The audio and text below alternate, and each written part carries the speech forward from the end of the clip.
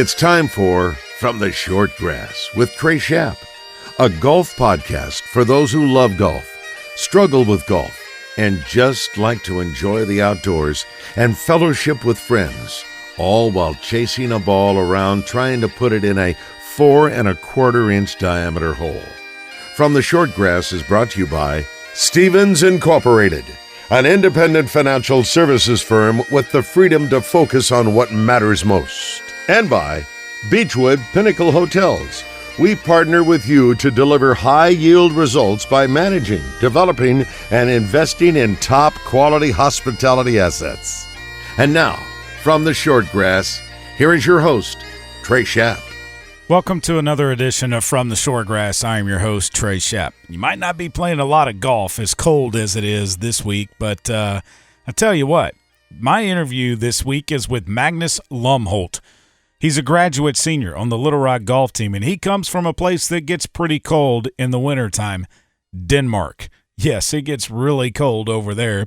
But growing up, he got a chance to play as much as he possibly could.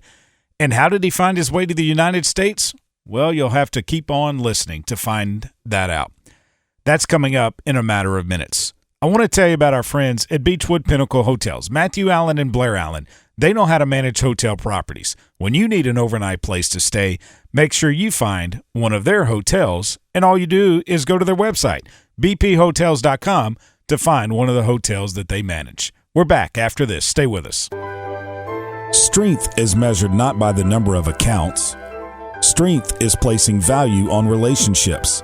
It's having the vision and the guts to invest in growth. It's the commitment to responsibly manage your money. At Stevens, we believe that our strengths build success, not only for us, but for our clients. Stevens, member NYSE, SIPC.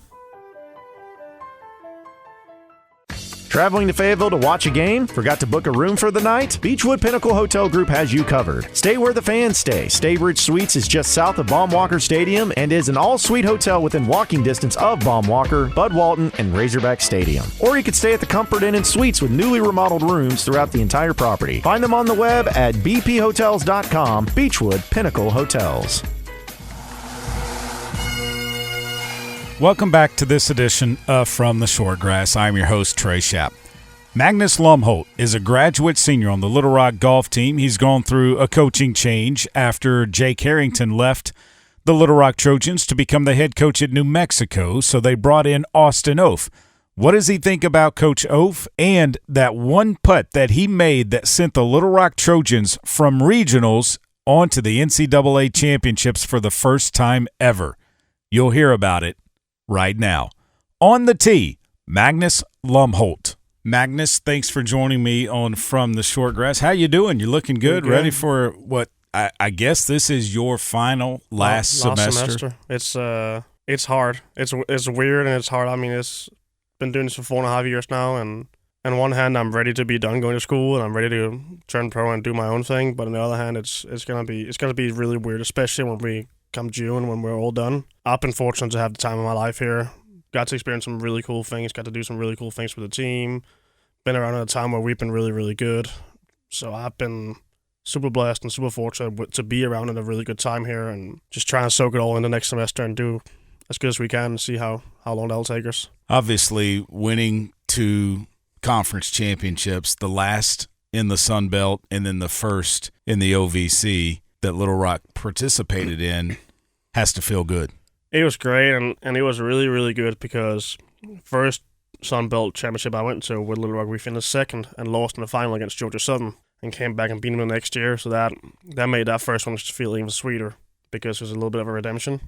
I mean, winning tournaments and winning conference championships are what we're here for, and winning 2 in a row is awesome, and it's been fun, and we're trying to go repeat again this year. I think we have everything we need to go do and repeat it again. And I mean, we've gone through some players now, lost a couple of key pieces the last couple of years, and just kind of found a way to keep being good. And I think we're really good again this year, and I'm just looking forward to go compete again. Let's go back to where it began for you. You're from Denmark, Asnes, but you say it's right outside of Copenhagen.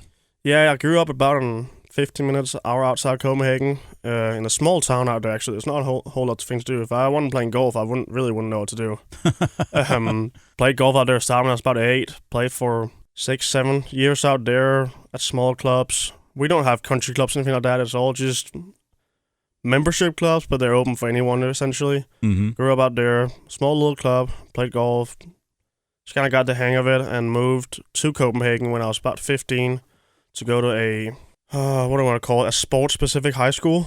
It's a normal high school, it's like everything else, but they had a sports line degree where you can go and play golf on your excused absence and all that kind of stuff. So I went and moved in to do that.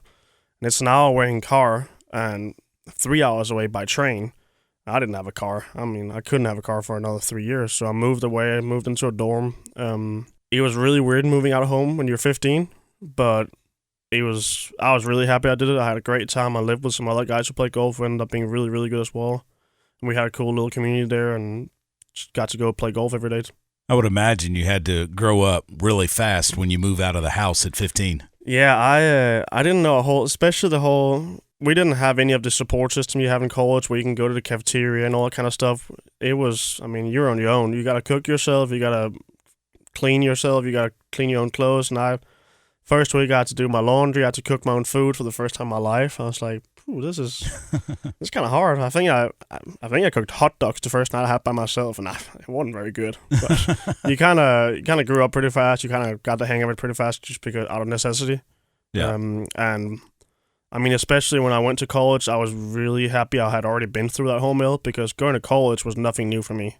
I still lived away from home. I still had to do the same things. I just did it somewhere else now, which made the whole transition period extremely easy for me versus you see a lot of, especially international guys who'll go and they'll go home because they couldn't align themselves with being away from home. They couldn't figure out how to do all these things by themselves. And for me, that was super easy, which I think made everything so much easier for me. Let's go back to when you first picked up a golf club. Do you remember that time in your life, or was it so long ago that the memory has faded? I remember parts of it.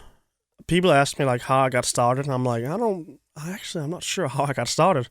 My uncle played golf sporadically, not a whole lot. No one else in my family played golf. We never really were close to it. I played soccer growing up. Wasn't very good at it. Full disclosure, I was actually pretty bad. I wasn't a very good athlete. It's way different than here, where a lot of kids here will play multiple sports. They'll play basketball, baseball, football at the same time, all the way even through high school. At home, you do one or two things at the most. And I played soccer. I swam because my mom forced me to go to swimming, so I learned how to swim. Happy about it now. Wasn't very good at soccer. Started playing golf and got the hang of it pretty quick without getting very good, but good enough to where I could have fun with it. And when I was 12, I decided that I wanted to play golf more than I wanted to play soccer. So I quit soccer, started playing golf. Again, still just out in this small little club. It was me and this one other guy. We practiced together virtually every single day, and it was all just fun and giggles and, I mean, nothing serious. Just played golf, hit balls on the range, and played the par 3 golf and that kind of stuff. Did you have somebody help you with the swing and learning the game? Yeah, it's a little... So when you start at golf at home, especially as a junior, there'll be junior practices at least once or twice a week, and we had that growing up. So I would have whoever was the head pro swing coach of that golf club would teach me how to play golf for the first couple of years. And my golf club must have gone through 5 or 6 coaches in 4 years. Mm-hmm. So there was no longer thing going on. It was always just something new. And I mean, I wasn't really good enough to where it mattered that much at that point. I was just still trying to play golf and have fun with it. Magnus, when did you know that you really wanted to try and compete with golf and compete in tournaments and play in tournaments and try and win? So the first 4 years or so when I played golf, I didn't play a single tournament. I just played golf and tried to have fun with it. And I think the first tournament I ever played, I want to say it was maybe 18 holes, and I remember this because it was such a bad day. It was coming down. It was raining so hard and it was windy. I think I quit after 15 holes because my shoes were soaked with water and I ran out of golf balls. And at that point, I was ready to throw in the towel. Like, I don't want to do this anymore. I kind of got back to it and got a little older again. And when I was about 12 or 13, I decided, I really like this. I think I want to try and do something with this. Take me through the decision to come to the United States, because obviously that's a big decision to make. Yeah, and it was hard. It came down to I knew I wanted to keep playing golf. I wasn't ready to turn pro out of high school. To take it back, through high school, I wasn't really that good, to be honest. I didn't do anything that impressive in high school, and I wasn't a very heavily recruited kid out of high school either. So my high school at home is 3 years, and my second year of high school is when you had to start deciding, well, do you want to go to college or not? And if you do want to go to college, where are you going to go? And I'm looking at me that's, at this point, I haven't really proved that much. I'm not going to turn pro. I won't have a standing chance if I turn pro. If I stay at home, I'll either do nothing, just play golf, or I will go to university or college at home. Do that at home, I wouldn't have had time to play golf. It's very, very time consuming. It's heavy, and it's university grade is only 3 years, and it's hard. Mm-hmm. So I had to come back to, well, what else can I do if I want to keep playing? Well, I could go to college, which had become extremely popular recently, or in recent years at home.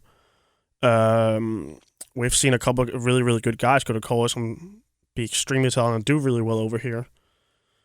So I figured let's at least kind of look into it, see what we can do, and is there any way I want to go? Because I was smart enough to know, okay, I'm not going to be recruited by a really, really good program. I just haven't been good enough. That's kind of the lay of the land.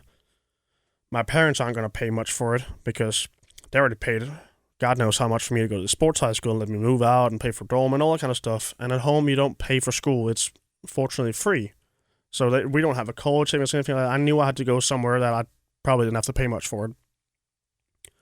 So I kind of limited my options really quick. I had to find somewhere that was really, really cheap, if not free. Plus, they wanted to recruit me. Plus, I wanted to go there. It had to be better than what I had at home. Sure. So I spoke to my coach, who went to junior college himself. He played for McLennan, and then he went to North Texas and played for UNC. And I was like, what do you think I should do? What can I do? And he had me reach out to Vince Clark, who's the head coach down at McLennan Community College. I reached out to Vince, and Vince is one of the best guys I ever met. Didn't get to play for him in junior college, but played against him a couple times. And he told me he's already filled his team with internationals. You have a limit how many internationals they can bring in. But he gave me a list of these 4 other coaches I could email. So I ended up emailing coaches at Hutchinson, New Mexico Junior College, Midland College, and one more school that I can't remember. And you wound up in New Mexico. I went out in New Mexico for Coach Barry. And I mean, I hadn't even heard of New Mexico before coming here. I couldn't have pointed out on the map. Right. Nevertheless, could tell you what's in New Mexico, and it ain't a lot. So, kind of ended up agreeing with myself, well, I'm going to go here. It's a 2-year school, 2-year program. I know I have everything funded for a 2-year program, and I'm probably not going to move on after that. I'm pretty at peace with it. I'm going to go for 2 years and then come back. And I go out there and end up being quite happy with it. There ain't nothing out there in Hobbs, New Mexico. It's a oil city. Yeah. People go there to work in the oil industry, and then they leave. And you could feel that. If you want to do anything in the city, you go to one of these 2 restaurants, or you go to Walmart. But school's good. We play a pretty good muni out there. Actually, one of the best munis I've ever played here in the country. From a normal muni standpoint. Coach is great. We end up having a really competitive team, and I end up playing pretty good that year. I want to say I finished 8th, 9th in the rankings. So that got you some looks. That got me a lot of looks. Spoke to a handful of Power 5 schools and some really interesting places and places I wanted to go to. So this is obviously fall 19, spring 20, and I'm out visiting schools. I wanted to go to New Mexico, University of New Mexico. I went up, visited, and really liked it. And semi got an offer, not an actual offer, but a spoken offer. Like, hey, we can probably end up doing this for you and blah, blah. And I kind of banked on that. That sounds good. 2 weeks go by and COVID comes around and everything gets all messed up. So my whole little plan in my head was, I was gonna be at New Mexico for 2 years, at New Mexico Junior College for 2 years, and then transfer out. All of a sudden, I can leave after 1 year and get another year at a D1 school. Oh wow! Well, why wouldn't I do that? Let me go somewhere with the best facilities I can think of, against better schedule and so forth. Let me go do that one more year. So when did Jake Harrington come into the mix? Because he was the coach at Little Rock at the time. So I actually emailed him first in October 19, and he didn't respond to me, which I've given some crap about that for a couple times. He needs it. He deserves it. Oh, yeah. So he didn't respond to me, and then I sent out emails to college coaches again in January or February of 2020, and he got back to me this time. I wanted to talk. At the time, Little Rock was one of my backup options, actually, because I was pretty set I wanted to go to New Mexico. Right. It's a big school, big program, whatever. And it didn't start getting really serious with Little Rock till March, when COVID actually hit, but when I found out I need to explore some other options. Started talking more and more to Jake, and I was going to come on a visit here, which obviously I couldn't do that after all. We ended up sitting here negotiating. I might have decommitted once or twice here. I made some mistakes in my recruiting process because of things I wasn't aware of, and if I could do them differently now, I probably would. But I ended up coming here, signed in April 2020, after everything I went through with COVID and extra years and whatnot, and ended up working out really well to where I got an offer here I could afford, which I never even thought that it would be possible. No. Yeah. It was really the perfect storm for me, where COVID came and swept some offers away and swept some things away from me that I wasn't expecting to have in the first place. It actually helped me to get here because it opened up more spots here somehow. And honestly, I wasn't sure exactly what to think of Little Rock before I got here, because I hadn't heard about Little Rock and Arkansas the same way I heard about New Mexico. You couldn't point it out on a map. Hadn't heard of everything I always heard about is a flyover state. Yeah. Didn't get to go visit because COVID. But then once you got here and you saw it, you were like, what? I mean, I thought it was great. My whole thing was I went to college to play golf. The main reason I'm here is I want to find the best place for me to go play golf. And I saw a bunch of pictures of golf courses here, heard where we play. I just had to take Jake's word and pictures. And I did. And I mean, I wasn't disappointed when I got here. We play some of the best tracks you can imagine. I can't think of many programs around the country that plays a better course rotation than we do. So it's all worked out. And those different courses help you with your game. 100%. I mean, the fact that we get to go to 3-4 different golf courses every week that are so different, that can prepare us for so many different things is huge. It's something a whole lot of programs don't have. A lot of even these really, really good programs will go to the same 1 or 2 golf courses every day. Yeah. Which... that has to get old. No matter how good that golf course is, it has to get old. That's what I'd think. Yeah. And... yeah, you can build your really cool facilities out there and do anything you want, but at the same day, I'd rather... I mean, we have, between Chenal, CCLR, and PV, we have 4.5 golf courses to play on. 27 holes out PV and 2 at Chenal and 1 at CCLR, and they're all different. Mm-hmm. We can do so many different things, and it's just such a cool, different thing to have. Like, it's just not normal, and I didn't realize how good that really is until I got here, and I'm so happy I stumbled upon this opportunity. I didn't expect it to happen. I didn't know what to expect really when I signed here. I just got lucky, essentially. Kind of seems like it's all worked out. It's all worked out really good, especially when I sit down and look back on what I got being here and what I've had being here. It's way better than I could have expected, and I even would have imagined when I transferred in.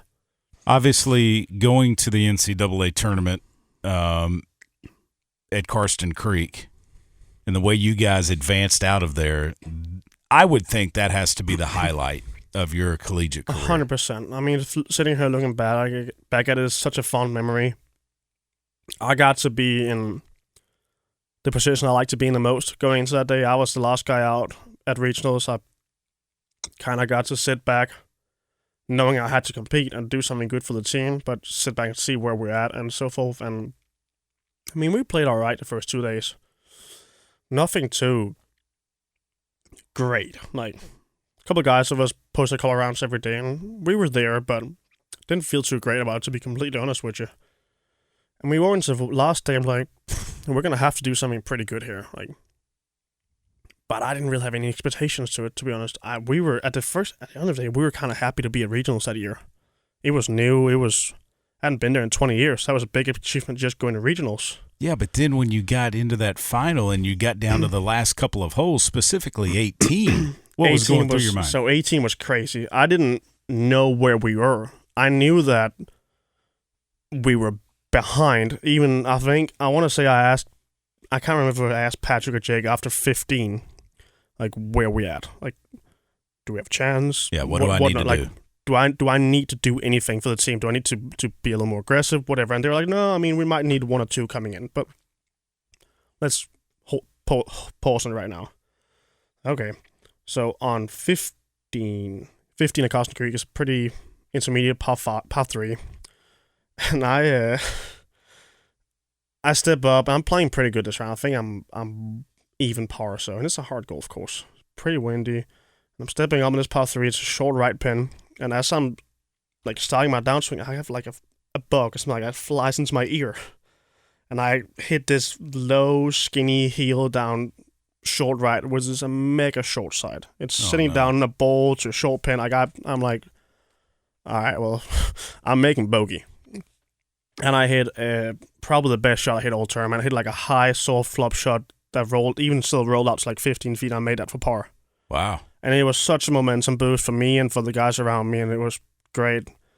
And we end up coming down to 18. I want to say 5 shots out, going down with 1 hole. And I'm the last guy on 18, and we're still 1 or 2 shots out when I'm on 18. So I hit a pull on 18, a hard pull actually. So 18 at Carson Creek is a hard dog-leg left. Mm-hmm. There's a bunk on the left-hand side. And it's a par 5. It's a par 5. And it's even like a 265, 270 carry to cover the water. And it turns left. And I hit a pretty hard pull with my driver. I'm like, oh no. Like, I'm starting to see this ball just head further and further towards the water. And it lands kind of short of the bunker and bounces over and sits in the rough piece between the bunker and the water. Ended up being like A1. Couldn't have been in a better spot. Because all of a sudden I can reach the green now. Mm-hmm. So I'm standing down here, I'm watching the guys on the green, and we're pretty much competing with Baylor and Auburn at this point. I didn't know. I haven't been told anything. I'm just trying to play golf. And I see a guy from Auburn make a 50-footer for eagle. Oh, wow. And them going absolutely nuts up there. Yeah. Their coach ran onto the green and chest bumped his player, and like we still have a group left on the golf course. Yeah. For then Anton to make a 30-footer on top of him for birdie to kind of bring us right back into it. We're in the fairway now. They're done up there. I don't know where we're at, really. Patrick's there with me, and he seems pretty intense. So I get the picture that there's something to play for here. And the Auburn guy I'm playing with he's an All-American. He's really, really, really good. Where did he go? He went left. Yeah. So he hit his drive right down the middle of the fairway. And as he's setting up and about to hit his approach into the green, his coach starts running down the fairway, trying to stop him, just have him lay up. And he doesn't notice or see it, so he hits this pull hook that goes in the water. Oh, no. And they're like, oh, what's happening? I hit a flush high draw 3-iron up into the middle of a green, and I have about 50 or 60 feet for eagle. He ends up going down in the water, plays it. I think he plays it out of the water. And doesn't get on the green, and ends up he makes bogey, and I hit this lag putt to about 2.5 feet for birdie. Mm-hmm. This is in a season where I haven't been putting that good. Especially my lag putting was shaky at best. But you made the birdie. Made the birdie. I was. And then what was the reaction? Well, so I'm asking Patrick, as I'm about to hit this birdie putt, I see Patrick on the side, next to me on his phone looking at the leaderboard, and I don't get to see what it actually looks like. I just get a picture of there's something going on. And Patrick asked me, tried to get my mind off it. He's like, what are we having for dinner tonight? Start talking about food. Of course we do. And I don't even remember what we spoke about at this point. I just kind of got my mind off things. And I remember standing over the putt, and my legs were shaky and it felt weird. Like it didn't feel comfortable. And rolled the putt in, and everyone just went nuts. You knew it was big then. I knew it was big when I made that putt. I was like, oh my God, what? And it turns out that putt was to send us to the national championship. For the first time ever. And it was just, I mean, it felt so surrealistic. It's a pretty good putt, big putt. All right, Jay Carrington leaves, and now Austin Oath is the head coach. What do you think of Austin? I like Austin a lot. I mean, honestly, I was worried. Jake left pretty late, and I mean, Jake and I are friends. He knows how I feel about it. I have no hard feelings about it whatsoever. But I was worried about what happened here with head coach leaving so late. When are we going to get a new coach? And if we're going to get a new coach, who is it going to be this late in the season? And I didn't know of Austin before, hadn't heard of him. Knew he was the UGA coach, but didn't tell me much. So they ended up hiring him right around the 20th of August, I think, right around when school started. At then we'd had Coach Norwood come in for us for a little bit and help us, and he was great. Hire Austin, and I mean, Austin's a competitor, ultimate competitor, sore loser, which is great. I love beating him because Austin plays with us a bunch, which is fun because he was a hell of a player himself. Oh yeah. I've witnessed it in person. Very good player. Really good player. And it's fun to play with him because while he's not as good as he used to be, he still is as big of a competitor. Yeah. Even whether he plays and whether he coaches, he's there. So it's been fun. I think the school did a tremendous job recruiting a coach like that coming that late, and I think the program's in really good hands. I have nothing but positive things to say. Favorite golf course you've ever played? It's tough. I mean, I've gotten so fortunate being here. We got to go to some unbelievable places. Best golf course, I mean, it's got to be either Lotion or the honors course. We went to the honors course for a tournament my first semester, and I thought it was tremendous. Yeah, over in Tennessee. One of the hardest golf courses I've ever competed on, but it was tremendous. Those are two pretty good ones, really good ones. All right, Magnus, fantasy foursome, living or deceased, 3 other golfers that you would like to play around a golf with. Who would they be? I mean, I'm going to put Tiger in there because I would just kind of want to pick his brain. I think Max Homa is hilarious. I'd put him in there. Probably Justin Thomas. Oh, very good. I think Justin Thomas is everything I would want to be as a pro, from charismatic and from how he's handled adversity. So that's got to be the 3 guys I want to go out with. No question, you're turning pro as soon as your collegiate career is over. That's the plan. At first, I wasn't sure. I wasn't sure what I was going to do, to be honest. It depended a little bit, but how I'd play and so forth. But I'm pretty committed to. I'm going to turn pro here in June. I'm going to play out of here in Little Rock, stay here in town, and try to make it out of here, which I look forward to a lot. I look forward to being in the community and just trying to see what I can do myself. I mean, everything's different when you're a pro than it is when you're an amateur. Some people really live up for the moment and they start playing better, and some people have a hard time doing it. I want to think I'm really, really well prepared for it. I've started the process pretty early, and all this stuff that goes behind the scenes as a pro, which a lot of people don't see, is there's a lot of work. It's a lot of work to be done, and I'm just starting to get a grasp of it now. Because obviously, the better golf you play, the more of your issues just kind of take care of themselves. I'm trying to get as many issues taken care of myself just on a golf course, but there's still things you're going to have to work with and get done. And I'm in the process of all that right now, and just kind of look forward to getting it all started. So it'll be fun. Magnus, best of luck. Appreciate you. Thanks for joining me. Yes, sir. Heading to El Dorado to check out some live music or to play Mystic Creek? Stay at the Haywood, the only boutique hotel in the middle of downtown and the Murphy Arts District. If you are spending a weekend in Hot Springs, make plans now at the Marriott Courtyard close to Lake Hamilton and Oaklawn. Beechwood Pinnacle Hotel Group manages both of these fine properties, and you will rest easy knowing that your every need is taken care of. Beechwood Pinnacle Hotels on the web at bphotels.com. That's it for this edition of From the Short Grass. Remember, when you find your ball mark on the green, fix it and a couple of more. And I hope to see you sometime soon from the Short Grass. You've been listening to From the Short Grass, a weekly podcast dedicated to the game of golf. This has been a presentation of the Buzz Radio Network.